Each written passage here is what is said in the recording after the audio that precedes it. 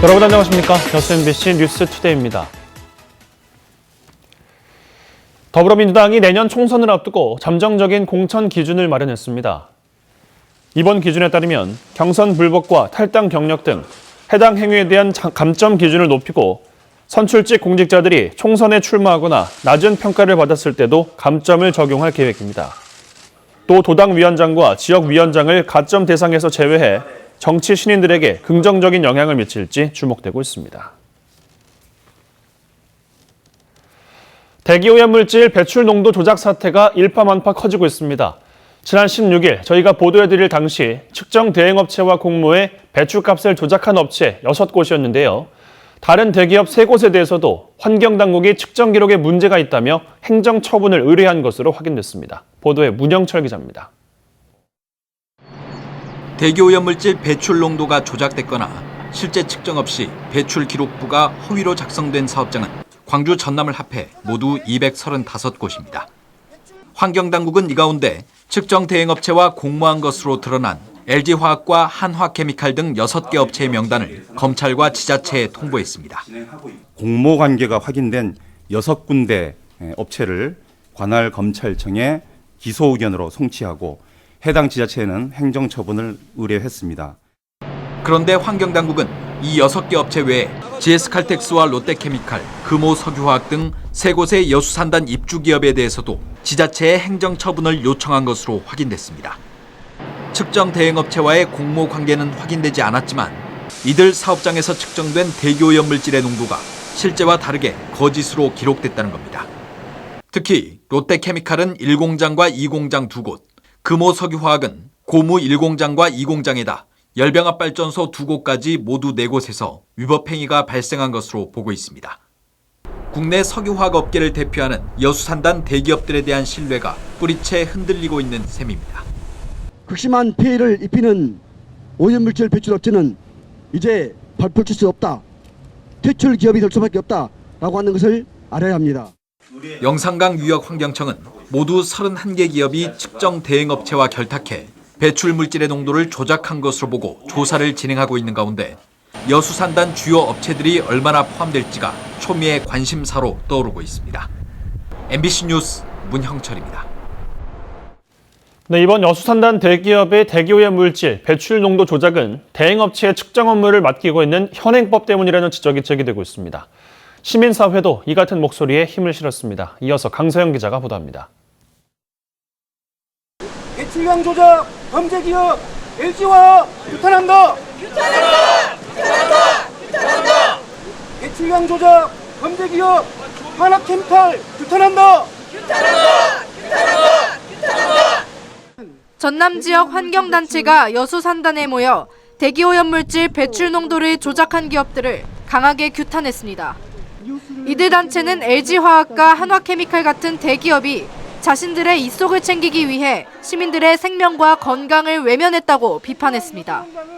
또 재발을 막기 위해서는 반드시 제도 개선이 이루어져야 한다고 강조했습니다. 미세먼지 감축에 대한 기업들의 노력에 대해 지속적으로 감시하고 미세먼지 다량 배출 사업장에 대한 정책 개선을 정부와 국회에 계속 추구할 것이다. 대기오염물질 배출 농도를 조작한 기업이 무더기로 적발되면서 현행 제도 자체에 문제가 있다는 지적이 나옵니다. 산단 기업과 같은 오염물질 배출업체는 스스로 배출 농도를 측정하거나 혹은 자율적으로 대행업체에 측정을 맡긴 뒤 측정 결과를 지자체에 보고만 하면 됩니다. 그리고 지자체는 보고받은 측정 결과에 따라 과태료를 부과하기만 할 뿐 직접 배출량을 측정하거나 조사할 권한은 없습니다. 기업들이 마음만 먹으면 얼마든지 외부의 감시를 피할 수 있는 구조입니다. 전반적인 환경사범이 2002년도에 지자체에 이양된 이후에 전반적인 적발률이라든가 위법률이라든가 이런 부분들이 좀 미비한 걸로 이렇게 지적이 되고 있습니다. 환경부는 전국 일제점검 결과가 나오는 대로 이 같은 불법 행위를 근절하기 위한 대책 마련에 나설 방침이라고 밝혔습니다. MBC 뉴스 강서영입니다. 대기오염물질 불법 배출 사태와 관련해 지역 정치권이 관련 기업들에 대한 고강도 대책을 촉구했습니다. 더불어민주당 여수을 지역위원회는 어제 성명서를 통해 여수 시민들의 건강권과 환경권을 무시한 대기업들의 행태에 분노한다며 정부의 철저한 진상규명과 사업장 폐쇄 등이 필요하다고 주장했습니다. 민주평화당 이용주 국회의원과 여수시 의원들도 특정 대행업체와 공모해 대기오염 물질을 불법 배출한 LG화학과 한화케미칼을 항의 방문하고 정확한 실태 파악과 재발 방지를 요구했습니다.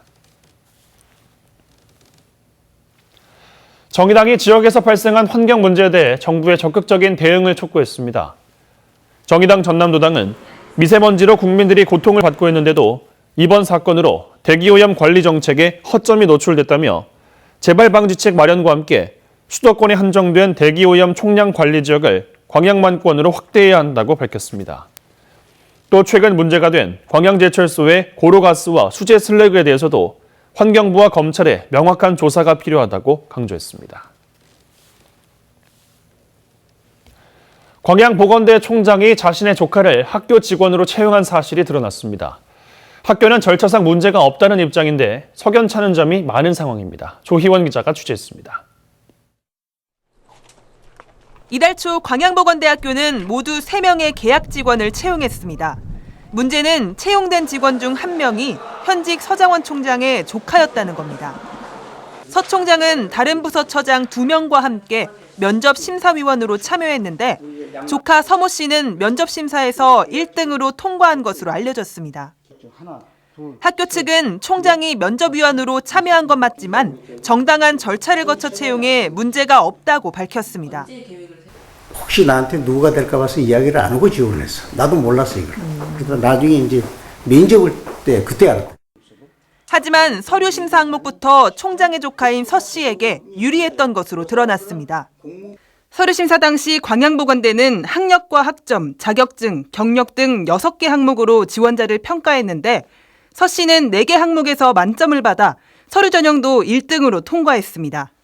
올해 3월 고용노동부가 발표한 표준 취업규칙에 따르면 직원을 채용할 때 출신 학교나 연령 등에 차등을 두지 않게 되어 있습니다. 그럼에도 불구하고 광양보건대가 이 같은 인적 사항을 평가 기준으로 삼은 것에 대해 의혹의 목소리가 나오고 있습니다. 학교 법인인 양남학원은 지금까지 법인과 학교가 의논해 교직원을 채용했는데 이번 채용은 논의된 바가 없었다며 황당하다는 반응입니다. 법인에서는 아무래도 이 관련 자료를 다 확인할 필요가 있어서 그 관련 자료를 대학 측에 요청하였습니다. 그런데 대학 측에서 15일 날 계약직 직원의 임용권은 총장에 있다고 하면서 통보를 해왔습니다. 또 계약직 직원은 자체적으로 채용할 수 있다는 학교의 반론에 대해서는 동의할 수 없다고 밝혔습니다. 저희가 변호사의 자문을 확인한 결과 저희 사립학교법과 정관해상에 근거하면 총장에게 권한을 위임했다는 내용이라도 찾아볼 수 없었습니다. 결국은 임용권은 법인 이사나 이사장에 있다는 건 사실입니다. 법인은 직원 채용 절차상에 문제가 있다고 보고 학교에 관련 자료 제출을 재청할 계획이라고 밝혔습니다. MBC 뉴스 조희원입니다. 전남도와 제주도가 해양 쓰레기 처리 문제를 두고 분쟁 조짐을 보이고 있습니다.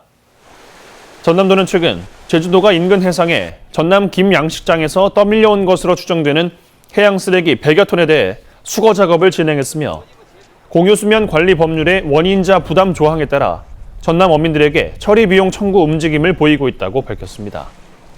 전남도는 지난해 용역을 통해 확인한 지역 해양 쓰레기 유입량이 연평균 26,700여 톤으로 이 가운데 제주도 등 타 지역 유입 쓰레기가 12,000여 톤에 이르고 있고 이를 도비로 처리하고 있는 점을 감안하면 제주도의 대응 방식이 소모적 논란을 야기할 수 있다며 경계하고 있습니다.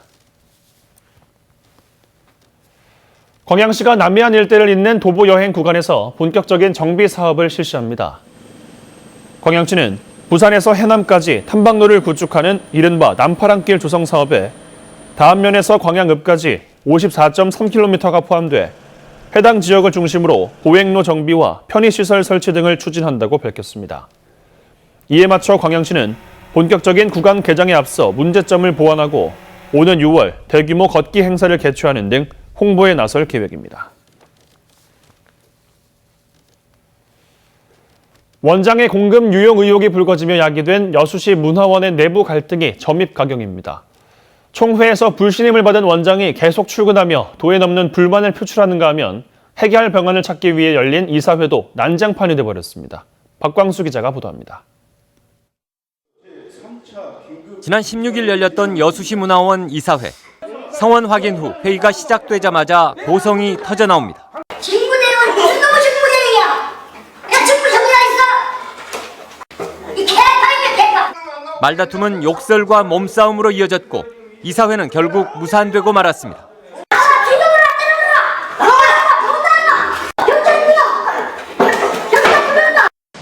시 문화원의 파행이 시작된 건 지난달 중순. 임모 원장이 공금을 부적절하게 사용한 의혹 등이 불거지며 논란이 확산됐고 결국 총회에서 원장 불신임 결의가 통과됐습니다. 하지만 임 원장은 사퇴를 거부하고 자리를 지키며 직원들에게 협박에 가까운 막말을 해왔습니다. 한 번만 나 모르게 이렇게 이 사회를 소집하고 다 같이 가는 줄만 알고 있어.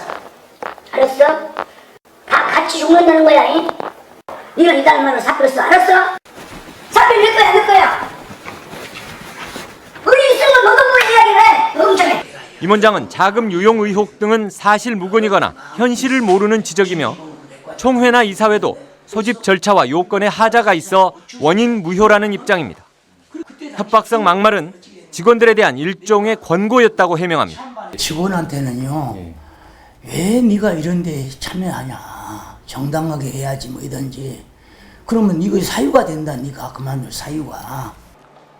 여수시는 임원의 임면에 관해서는 내부에서 자체 해결해야 할 사안이라면서도 갈수록 막장이 돼가는 상황에 곤혹스러운 표정입니다. 좀 이 사태 관련해서 좀 안타깝고 문화원 정상화를 위해서 적극적으로 중재해 나가도록 하겠습니다. 시 소유 3층 건물을 무상으로 사용하고 한 해 2억 원 이상의 임금과 보조금 등을 시로부터 지원받는 여수시 문화원. 지역의 공적 자산을 깔고 앉은 채 볼성사나운 이전 투구로 시민들의 비난을 자초하고 있습니다. MBC 뉴스 박광수입니다. 순천의 아름다운 개인 정원을 둘러볼 수 있는 2019 순천시 열린 정원 여행이 운영됩니다. 순천시는 오는 21일부터 다음 달 5일까지 주말마다 순천 지역의 아름다운 개인 정원을 감상하며 봄을 만끽하는 2019 순천시 열린 정원 여행을 운영합니다. 열린 정원 여행은 개인의 공간인 정원을 개방해 소통하는 정원 관광 콘텐츠로 순천시 정원산업관화 남도정원연구소로 문의하면 됩니다. 노동 탄압과 부당해고 문제를 놓고 회사와 갈등을 빚어온 여수 식스 대리운전 노조가 사측과 극적 타협했습니다. 식스 대리운전 노조는 지난주에 계약 해지 통보를 받았던 강금주 노조 지회장 등 4명을 조건 없이 복직시키고 앞으로 연 2회 노사 정기 간담회를 하는 내용의 타협안을 사측과 체결했습니다. 노조는 앞으로 특수고용직 노동자인 대리운전 기사들이 헌법에 보장된 단체 행동을 할 수 있도록 노력해 나가겠다고 밝혔습니다. 순천시가 강원도 산불 피해 성금으로 1,180만 원을 전달했습니다. 순천시는 산불로 인한 특별 재난지역으로 선포된 강원도 일대 피해 복구와 이재민을 돕기 위한 성금으로 직원들이 1,180만 원을 모금해 전달했다고 밝혔습니다. 또 순천 시민들이 구호 물품으로 모은 쌀 400포도 함께 전달했습니다.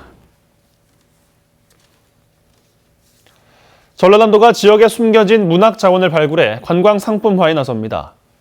전라남도는 지역 출신 가운데 널리 알려졌거나 숨겨진 작가의 작품, 생가, 문학관, 영화 세트장, 작품 속 배경지를 활용해 문학 콘서트, 문학유산 답사, 문학기행, 전시회 등을 개최하는 문학체험 관광 프로그램을 본격 운영합니다. 올해 문학체험 관광 프로그램은 보성군의 조정래 작가와 함께하는 북토크와 백일장 대회, 순천시의 김승옥 작가와 함께하는 문학 콘서트 등 모두 7개 사업입니다. 지역민의 원활한 재산권 행사를 위한 지적 재조사가 이뤄집니다. 광양시는 인근 마을과 농경지 등의 영향으로 지적도와 달리 경계가 일치하지 않았던 본강 2지구에서 지적 재조사를 실시해 명확한 경계 조정으로 토지 이용의 효율성을 높여나갈 계획입니다.